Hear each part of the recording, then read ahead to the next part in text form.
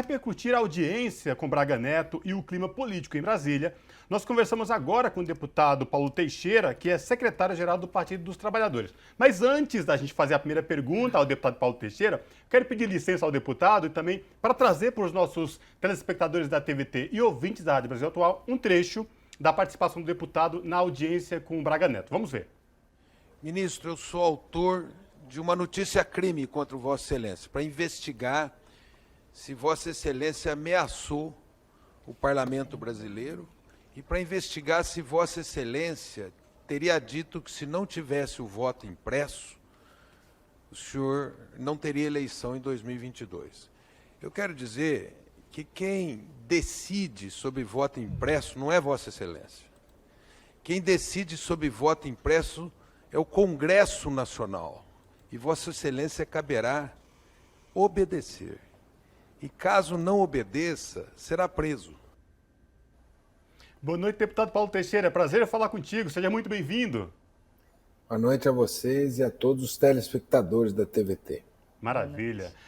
Deputado, nós passamos um trecho da audiência pública com o ministro da Defesa, Braga Neto, a qual o senhor participou e outros colegas seus, deputados, também participaram.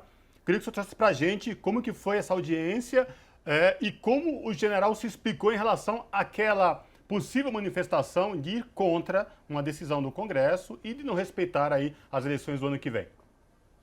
Pois no mês de julho, na última semana ali do mês de julho, na penúltima semana do mês de julho, o general Braga Neto, saiu uma matéria no Jornal Estado de São Paulo, foi manchete do Jornal Estado de São Paulo, dizendo que o general Braga Neto teria dito a 2 interlocutores que se não tivesse voto impresso, não teria eleição em 2022. Bom, isso é crime, né? Supressão do Estado Democrático de Direito é crime previsto na Lei de Segurança Nacional e nós agora estamos revogando a Lei de Segurança Nacional e tem um núcleo na Lei de Defesa do Estado Democrático de Direito que diz que continua sendo crime tentar suprimir uma das instituições do funcionamento do Estado Democrático de Direito. E o que ele disse é uma ameaça ao Estado Democrático de Direito de cancelamento das eleições a partir de um posto que ele exerce, que é de ministro da Defesa. Portanto, ele exerce a chefia do Exército, da Aeronáutica e da Marinha. Bom, essa ameaça ele teria feito a partir dos líderes Ciro Nogueira, que agora é ministro da Casa Civil, que foi líder do PP, e também o presidente da Câmara, Arthur Lira. Né? Eu, naquele momento em que ele fez esse pronunciamento, junto com a bancada do PT, junto com o Elvino Bongazo, o nosso líder, e toda a bancada, nós protocolamos uma notícia-crime na PGR, dizendo o seguinte: olha, nós queremos que investigue essa fala do ministro, porque se caracterizar e se confirmar, ele está cometendo um crime. Né? E a partir dessa fala dele, ele foi convocado. Não é comum convocar ministros da Defesa e nenhum ministro. O comum ali na Câmara é você convidar. Ele foi convocado, que é já um ato de autoridade, de força. E também é um aviso no sentido de que aquela convocação tem uma natureza mais forte. E assim que ele foi convocado, ele foi nessa terça-feira passada no Congresso Nacional. E eu disse a ele: olha, eu protocolei uma notícia-crime contra o senhor, porque o senhor disse que se não tiver o voto impresso, não haverá eleições no Brasil. E quem decide sobre o voto impresso é o Congresso Nacional, não é o senhor. E o senhor cabe obedecer. Caso não obedeça, será preso. Esse é o recado que nós temos que dar para eles. Né?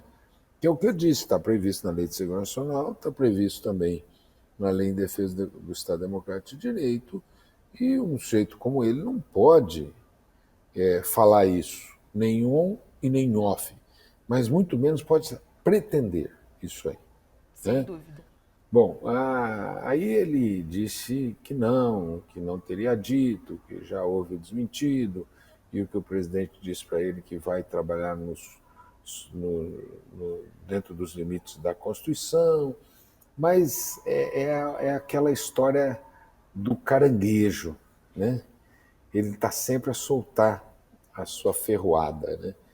E ele foi acabar o debate, ele disse o seguinte: a Constituição prevê.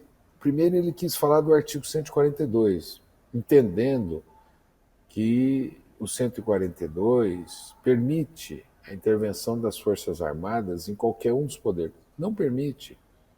O Supremo Tribunal Federal já decidiu, por unanimidade, compreendendo que o artigo 142 não permite a intervenção das Forças Armadas em alguns dos poderes. Mas ele prosseguiu, ele disse, não, nós vivemos num país que tem um sistema democrático, que tem que ter uma harmonia entre os poderes, um sistema de freios e contrapesos, e quando o sistema de freios e contrapesos falha, aí ele terminou a frase dele e deixou suspenso. Eu falei, quando falha, a Constituição resolve e o senhor fique no seu quadradinho, né? Sim. Então nós temos que hoje dizer em alto bom som, nós não aceitamos qualquer possibilidade de não ter eleição em 2022, nós não aceitamos tutela militar sobre o regime civil, nós não aceitamos ilegalidades sejam praticadas por qualquer funcionário público, seja de civil ou militar, né? E vamos combater veementemente. Tem uma medida que está sendo votada no Congresso, se vocês me permitirem, eu vou falar sobre ela, né? Uhum. Que é a lei antiterrorismo. O que é a lei antiterrorismo? Ela quer fechar o regime. Ela quer criar um estado de exceção dentro do regime democrático. Ela quer criar um aparato militar por fora do sistema democrático para punir quem? Eu não conheço um terrorista que atue no Brasil, né? Tem alguns que querem dizer, né? Tem alguns que algumas pessoas querem dizer que é terrorista. Eu acho que veja, uma coisa, o líder do governo disse que o objetivo dessa lei é preservar vidas. Eu falei, bom, se tem alguém ameaçando a vida do povo brasileiro hoje, é o presidente da República, né? Sim. Porque ele levou mais de 570 mil brasileiros a perderem a sua vida. Então, se tivesse alguém para ser combatido, é o presidente da República, mas não é lei antiterrorismo. Aí é o impeachment. Agora, deputado, eu quero, inclusive, a gente vai falar sobre o impeachment, né, sobre esse crescimento de intenção e de até terreno, espaço para isso, mas antes eu queria saber o seguinte, essa enquadrada que o senhor deu no general Braga Neto e me faz pensar da importância disso, e aí eu queria saber como seus pares receberam isso, que aconteceu no pós, ali nos bastidores, no burburinho que a gente não vê. E a outra coisa é o seguinte, o generalato, de uma forma geral, que compõe o governo, e as próprias Forças Armadas têm dado algumas demonstrações de ameaças, né? Teve o episódio do Omar Aziz, teve outros episódios ao longo dos últimos meses, e essa situação agora do Braga Neto. Não dá uma impressão que eles acham que estão acima do bem e do mal, deputado? Pois eu gosto muito de falar que uma parte deles se acha acima do bem e do mal. Quem ameaçou o Omar Aziz? O próprio general Braga Neto, que coordenou uma nota. Foi ele. Então, eu falei para ele, num dos trechos da minha fala, eu falei, olha, general, o presidente da República é um golpista. Ele vem do núcleo mais golpista da ditadura militar. Ele vem lá do Silvio Frota, torturadores, homens que nunca aceitaram o fim da ditadura, nunca aceitaram a redemocratização, nunca aceitaram a Constituição, nunca aceitaram os presidentes eleitos depois da Constituição. Ele quer dar um golpe. Sabe o que ele fala do senhor? Eu falei para o general Braga Neto. Ele fala que o senhor faz o que ele quer. O senhor vai obedecê-lo. Então, a nossa preocupação quanto a esse general é fundamental. Agora, eu não acho que ele lidere as Forças Armadas. Eu acho que tem muitos militares que não aceitam essa aventura. Sim. E que estão vendo o quão negativo é para o país e para as Forças Armadas esse presidente da República. Eu vou dar 2 exemplos. Um primeiro exemplo, aquele general que esteve no centro do governo, que é o general Santos Cruz. Ele hoje é um dos maiores críticos do governo, né? Segundo, por que ele trocou o general Fernando pelo Braga Neto? Porque o general Fernando não aceitou a ideia de intervir nos estados, que era a proposta do Bolsonaro. Então, você não tem um consenso dentro das Forças Armadas. E a gente tem que dialogar muito olho no olho com esse setor golpista e dizer para esse setor golpista, não vem que não tem. Deputado Paulo Teixeira, esta semana 2 pesquisas de intenção de voto trazem aí dados importantes. Uma que mostra aí o crescimento, a rejeição da população ao governo de Jair Bolsonaro e outra do apoio da população a pedido de impeachment. Como essas notícias estão chegando aí em Brasília e como é que está o clima especificamente em relação a isso que eu falei agora aí em Brasília de tudo que vem envolvendo o governo Bolsonaro? O desgaste é evidente. O desgaste é evidente. Eu estava ouvindo vocês falarem com Moisés, né? O desemprego aumentou, né? A inflação está alta, a renda das pessoas está corroída, a fome voltou, né? E o sofrimento do povo. E esse presidente ele não anuncia uma medida para aliviar a vida do povo, uma sequer. Esse presidente ele passa os finais de semana, ele não visita hospitais, ele não vai anunciar medidas, ele fica fazendo chicana, ele fica fazendo molecagem. Ele vai andar de motocicleta, ele agora vai andar de cavalo lá em Bauru, né? Sem anunciar uma medida. Em Bauru tem um terreno que o governo passado lançou a proposta de uma escola técnica federal. Nem isso ele vai lá para anunciar, a continuidade da Escola Técnica Federal. Mas vai andar de cavalo, sujar toda a rua da cidade, né? Vai estar entre os seus, né? Mas não anuncia nada. O povo já está cansado disso. Eu acho que cresce a rejeição a ele, cresce a ideia de um impeachment. E agora, me parece que também o poder econômico começou a se afastar dele e começou a sair e fazer a retirada, o que vai diminuir muito o apoio dele. Sem dúvida. Deputado, ainda sobre isso, esse terreno aberto para o impeachment, a gente sabe, como eu sempre costumo falar aqui, inclusive, que o impeachment, ele necessariamente é um processo político também. E aí, sobre isso, eu queria falar um pouco de oposição com o senhor. O Aldo Rebelo concedeu uma entrevista nessa semana ao jornal Estado de São Paulo, salvo engano, falando da pré-candidatura dele, mas que não é o foco da questão, mas ele afirmou em algum momento que a oposição está hoje no Brasil desorganizada. Eu queria saber o que o senhor acha disso, como está, afinal de contas, a oposição em Brasília hoje. A oposição está muito organizada, está muito unida.